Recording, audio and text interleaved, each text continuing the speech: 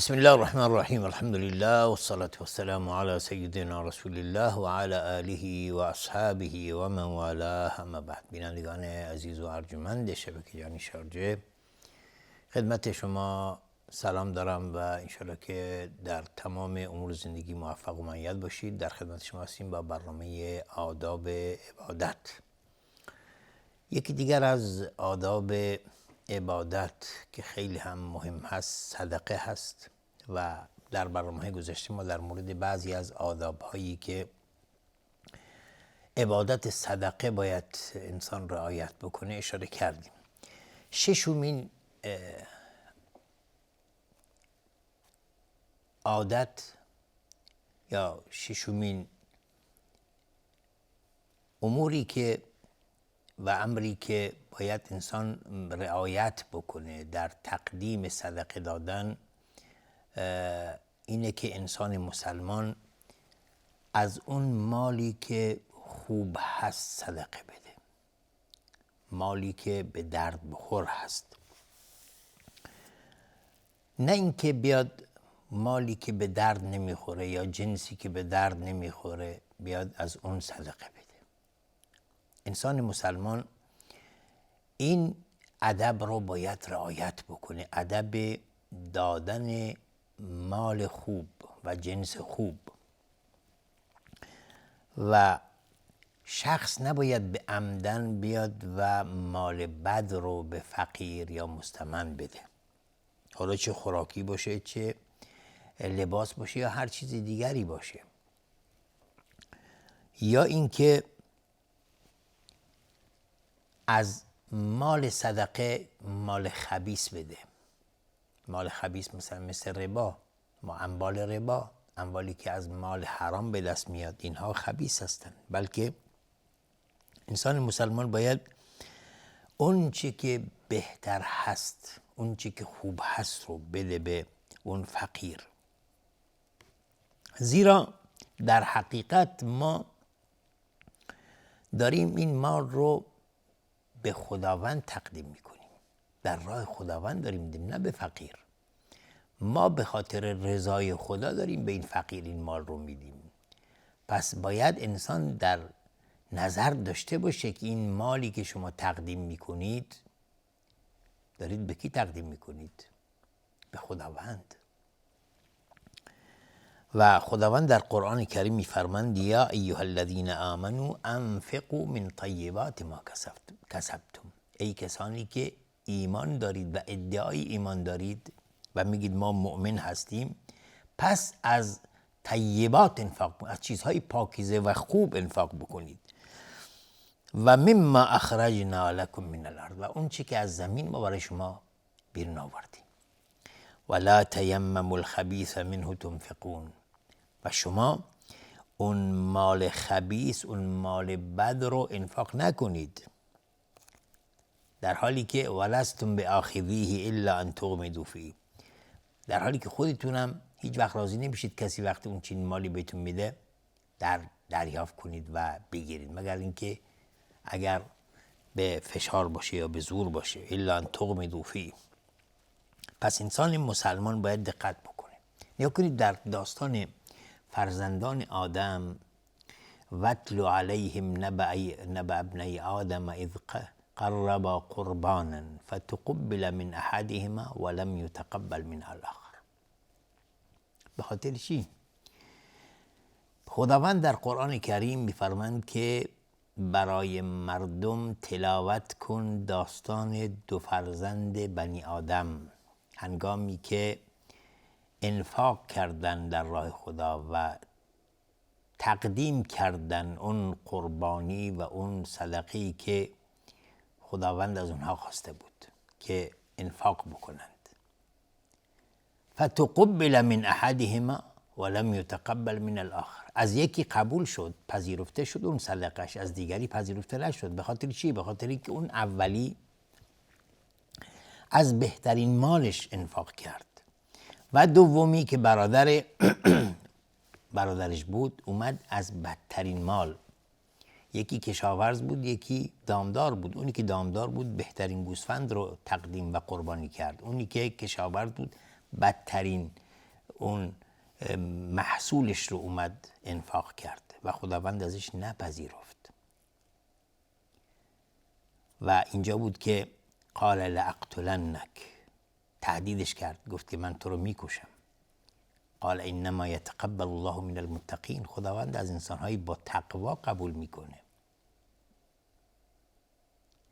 پس ما باید دقت بکنیم در تقدیم کردن و انفاق کردن، تقوای الهی، خدا ترسی رو رعایت بکنیم، اخلاص رو رعایت بکنیم، مال خوب رو انفاق بکنیم.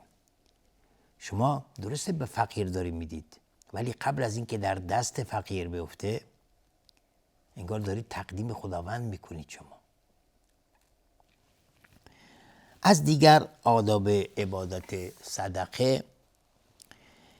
صدقه دادن از اون چی که انسان خودش دوست داره. اونجا گفتیم صدقه دادن از مال خوب، جنس خوب.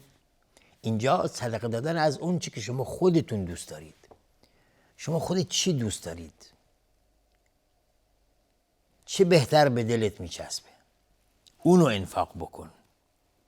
پس انسان مؤمن اگر در توانش باشه که از اون چی که دوست داره انفاق بکنه، خیلی خوبه.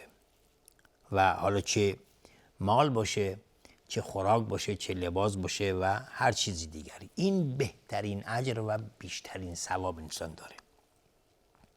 چون خداوند در قرآن کریم میفرماند لن تنالوا البر حتی تنفقوا مما تحبون. لن تنالوا البر، شما به نیکی و بر اینها نخواهید رسید مگر هنگامی که از اون چی که دوست دارید انفاق بکنید. این نهایت بالاترین درجه چیه؟ انفاق کردنه، که انسان از اون چی که دوست داره انفاق بکنه. روایتی که عبدالله ابن عمر رضی الله عنهما هرگاه که سوال کننده می اومد و در خونش سوال میکرد، درخواست میکرد چیزی، به خانوادهش میگفت که شکر بهشون بدید، زیرا عبدالله ابن عمر شکر رو بسیار دوست داشت. پس انسان مسلمان، انسانی که دوست داره خیرات و اجر و پاداش بسیاری دریافت کنه، این کارو بکنه، اون چی که دوست داره انفاق بکنه. هشتمین ادب از آداب عبادت صدقه اینه که انسانی که متصدق هست، کسی که صدقه دهنده است، وقتی که صدقه میدی و انفاق میکنی، نعمت الهی رو مد نظرت قرار بدی. نعمتی که خداوند به تو داده، اون نعمت مالی که شما به تو داده، خداوند تو رو بی نیاز کرده از اینکه دست جلوی این اون دراز نباشه. خداوند تو رو بی نیاز کرده، به تو این اموال زیاد رو داده، عطا کرده و هرگز محتاج این نیستی که صدقه از کسی بگیری، بلکه خداوند تو رو خلیفه قرار داده، جانشین قرار داده در این مال و تو رو دهنده قرار داده، دست بالا قرار داده، نه دست گیرنده. و این بزرگترین نعمتی است که انسان باید شکرگزار اون نعمت باشه. وقتی که خداوند شما را از نظر مالی بی‌نیاز کرده، این خودش بسیار نعمت عظیمی است که شما محتاج نیستید، محتاج دیگران نیستید، بلکه دیگران محتاج شما هستند و شما باید به خاطر این نعمتی که خداوند به شما داده به فکر مستمندان و فقرا و زیردستان باشی. چون وقتی که شکرگزار این نعمت باشی، خداوند به تو بیشتر خواهد داد.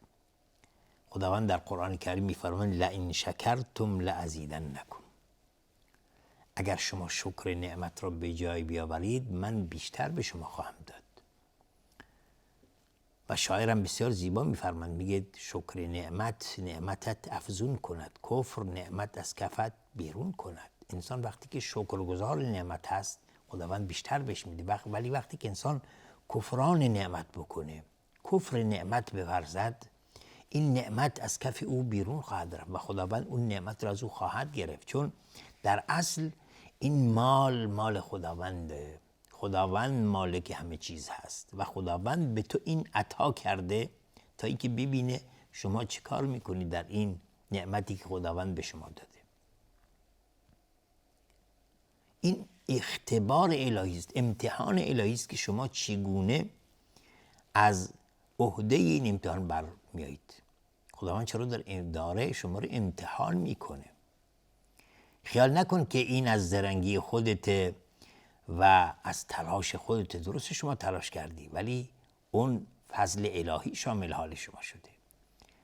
مثل قارون هم همین گونه. وقتی که حضرت موسی از جانب خداوند دستور گرفت که بره پیش قارون و ازش تقاضا بکنه که زکات مالش رو بده، گفت که انما اوتیته علی علم عندی، گفت که من از علم خودم، از تلاش خودم، از زحمت خودم، از دانش خودم این مال رو به دست آوردم. چرا زکات مالم بدم؟ زحمت کشیده خودم هستم. چون کفران نعمت کرد فخسفنا به و بداره الارض. خداوند قارون خودش و اموالش و همه چی رو در زمین فرو برد و نابود کرد. پس کفر نعمت این گونه بر سر انسان میاد و انسان تمام اون نعمتایی که خداوند بهش داده از دست خواهد داد. ولی شکر نعمت این نعمت رو افزایش میده، پرورش میده، بیشتر میکنه. خداوند به خاطر این شکرانه‌ای که شما انجام میدید بیشتر خداوند به شما میده. پس شکر و سپاسگزاری از نعمت باعث افزوده شدن اون میشه و ما خیال نکنیم که حالا اگر ما 100 درهم یا 100,000 تومان از مالمون دادیم به فقیر این مال کم میشه. نه، ما داریم با این کارمون مالمون رو پرورش میدیم، بیشتر میکنیم. پیامبر صلی الله علیه و آله میگه ما نقصت صدقه من مال. هیچ صدقه انسان اگر بده از مال کاسته نمیشه، بلکه باعث افزون شدن اون مال میشه و این مال بیشتر میشه. از دیگر آداب عبادت صدقه اینه که، یعنی نهمین ادب از آداب صدقه دادن اینه که انسان متصدق، کسی که صدقه دهنده هست، هرگز منت نگذارد بر کسی که صدقه میگیرد. پس انسان ثروتمند نباید بر فقیر یا محتاج منت بگذارد. من به شما کمک کردم، من به شما پول دادم، ها یادته به شما کمک کردم، یادته به شما پول دادم، محتاج بودید. هی منت بذاره.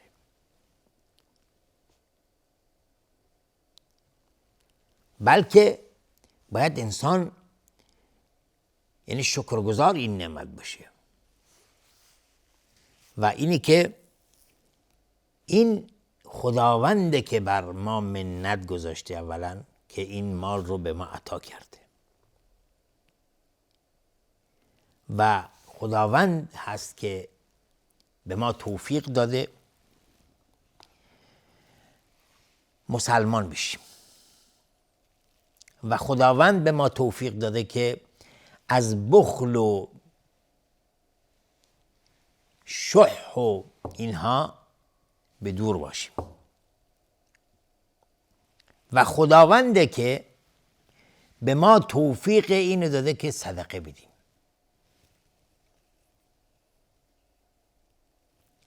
بلکه انسان مؤمن باید این فکر رو بکنه، انسانی که واقعا مؤمن واقعی است و عاقله باید بدونه که فقیر هست که صاحب منت، فقیر هست که باید بر او منت بگذارد. ما باید شکرگزار این باشیم که فقیری وجود داره که مال رو و اون صدقه‌ای که داریم بهش بدیم که دریافت بکنه و شکرگزار باشیم که این فقیر از ما قبول کرده این صدقه ما و به ما این فرصت داده که این اجر و پاداش رو کسب کنیم و دریافت بکنیم. حالا اگر فقیر خودداری بکنه نگیره، آیا شما اجر و پاداشی نصیبتون میشه؟ نمیشه. پس ما باید شکرگزار باشیم که این فقیر هست، این فقیر اومد. اگر فقیری اومد در خونت زد، در مغازت زد، درخواست چیزی کرد، او را از خود نران، چیزی بهش بده تا رنجشی براش حاصل نشه، تا آزرده خاطر نشه که خدای ناکرده در دل شما رو نفرین بکنه. بلکه مقدار مال کمی رو بهش بدی، هم خوشحالش کردی، همین که برای شما دعای خیر میکنه. همین دعای خیر برای شما خیلی مفید هست و خیلی ارزش داره. همین دعای خیر این فقیر ممکنه باعث بشه که خیلی از مشکلات از شما دور بشه.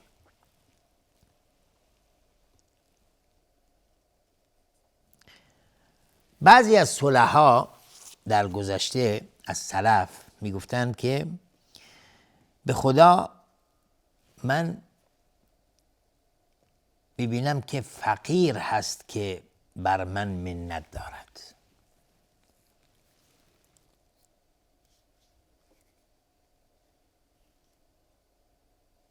زیرا خداوند اگر طوری کرده بود که این فقیر از من این صدقه رو قبول نمی کرد، من از اجر و پاداش الهی محروم می شدم.